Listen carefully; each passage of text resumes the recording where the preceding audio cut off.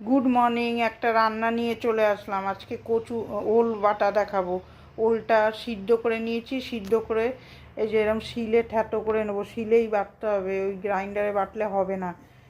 ওইটা ঠ্যাটো করে নামিয়ে নিয়ে তারপরে সর্ষা, কাঁচা লঙ্কা, একটুখানি গোলমরিচ দেবো, একটু ভালো লাগবে ঝাল ঝাল করে বাটলে। তারপরে সর্ষাটা আগে বেটে নেবো প্লেন করে একদম। তারপরে একটু চিনি আর লবণ দিয়ে একদম ওর সাথে মেখে বেটে নেব। সর্ষেটা পুরো প্লেন করতে হবে।